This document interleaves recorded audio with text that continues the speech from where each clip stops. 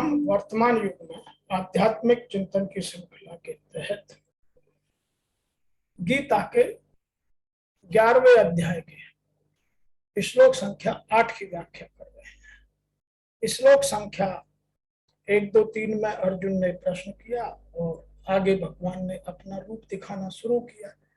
अर्जुन आंख मलता रह गया। तो यहाँ भगवान उसको देखकर क्या कहते हैं और ऋषि वेद व्यास जी क्या लिखते हैं उसकी व्याख्या है।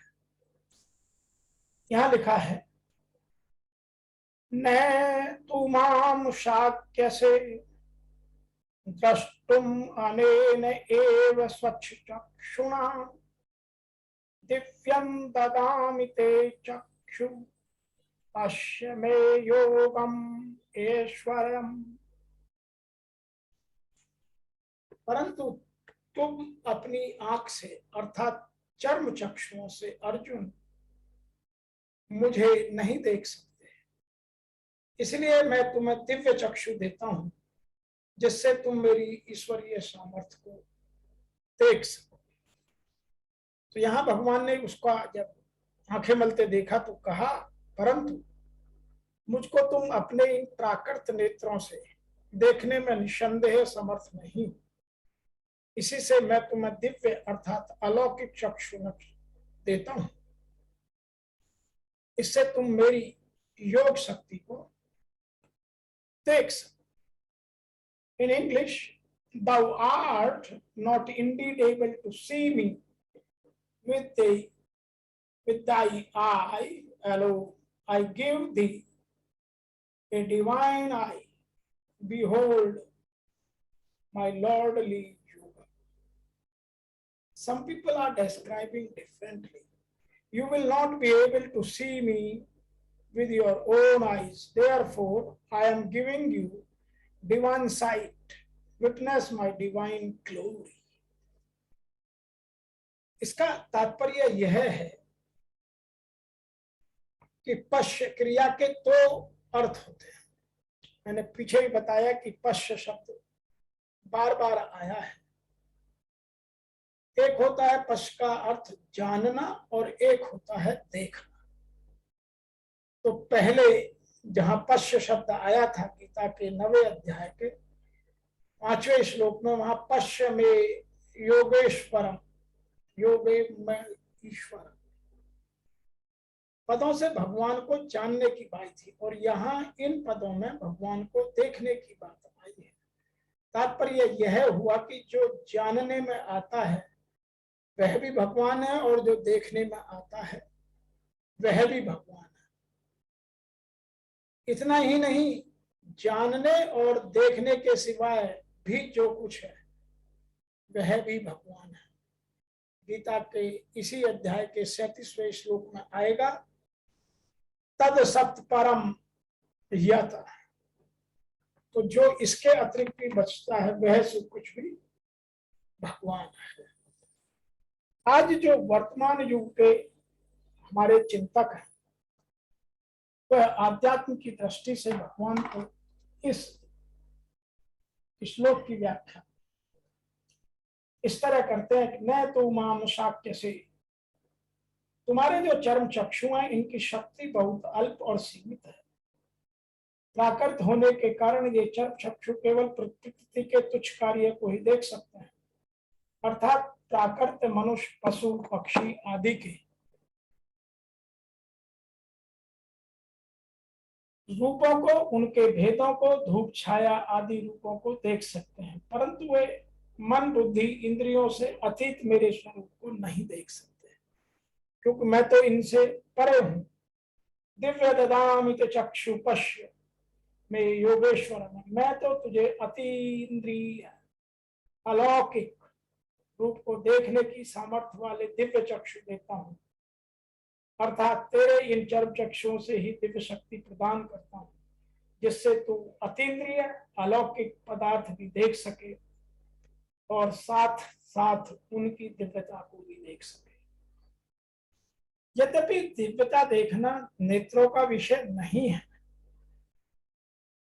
यह बहुत गूढ़ बात है, लेकिन भगवान फिर भी यहाँ कह रहे हैं मैं आपको एक बार फिर आपको यह बात रिपीट कर दूं, यद्यपि दिव्यता देखना नेत्रों का विषय नहीं है, प्रत्युत बुद्धि का विषय है, तथापि भगवान कहते हैं कि मेरे दिए हुए दिव्य चक्षुओं से तुम दिव्यता को अर्थात मेरे ईश्वरीय संबंधी अलौकिक प्रभाव को देख सकोगे। तात्पर्य यह है कि मेरा विराट स्वरूप देखने के लिए दिव्य चक्षुओं की आवश्यकता है। पश्च क्रिया के दो अर्थ होते हैं जो मैं आपको बता चुका हूं। एक होता है कहकर बुद्धि द्वारा देखना अर्थात जानना, और दूसरा होता है आंखों से देखना, नेत्रों द्वारा देखने की बात। अब यहाँ एक विशेष बात है जो हमें इसमें समझनी है। जैसे किसी जगह भगवत गीता ऐसा लिखा, जिनको वर्णमाला का बिल्कुल ज्ञान नहीं है उनको तो इसमें केवल काली काली लकीरें दिखती हैं, और जिनको वर्णमाला का ज्ञान है उनको इसमें अक्षर दिखते हैं। परंतु जो पढ़ा लिखा है और जिसको गीता का गहरा चिंतन और मनन और अध्ययन है, उसको श्रीमद् भागवत गीता ऐसा लिखा हुआ देखते ही गीता के अध्यायों की, श्लोकों की, भावों की सब बातें दिखने लग जाती है। ऐसे ही अर्जुन को जब भगवान ने दिव्य चक्षु दिए तो उनको अलौकिक स्वरूप तथा उनकी दिव्यता दिखने लगी, जो साधारण बुद्धि का विषय नहीं है।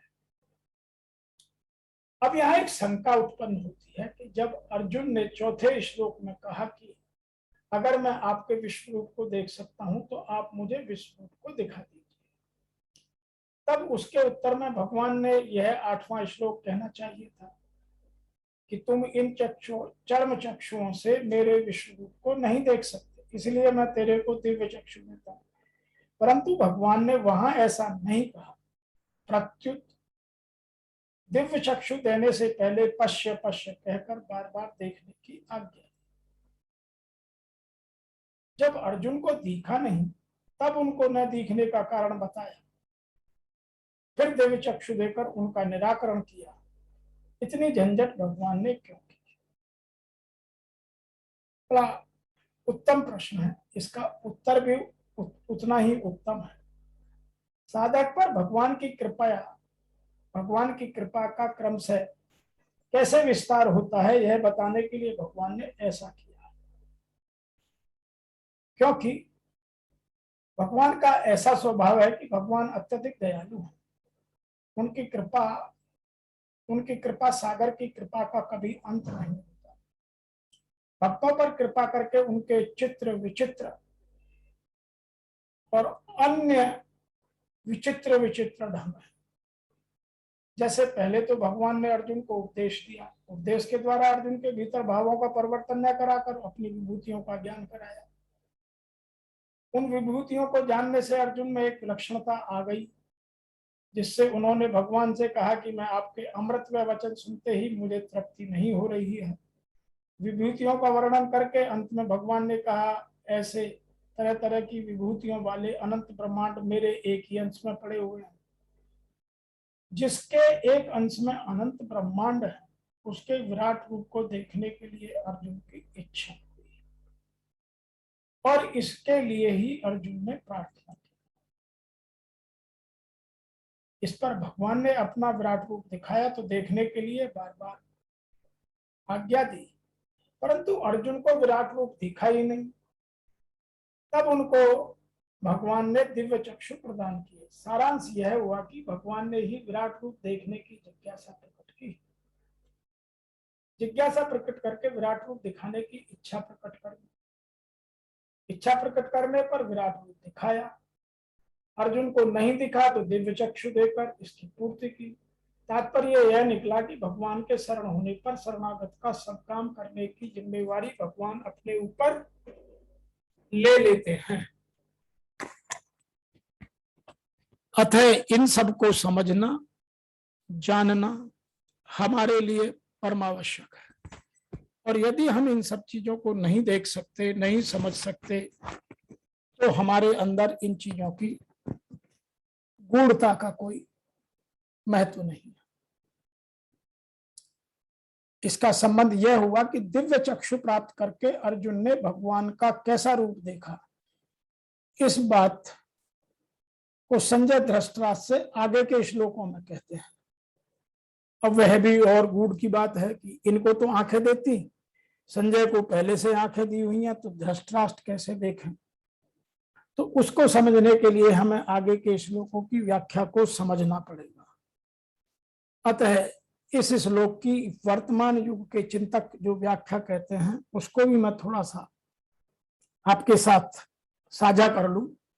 वो कहते हैं कि हे अर्जुन, तू मुझे अपने नेत्रों द्वारा अर्थात बौद्धिक दृष्टि द्वारा देखने में समर्थ नहीं है, इसलिए मैं तुझे दिव्य अर्थात अलौकिक दृष्टि देता हूं, जिससे तू मेरे प्रभाव और योग शक्ति को देख सकेगा।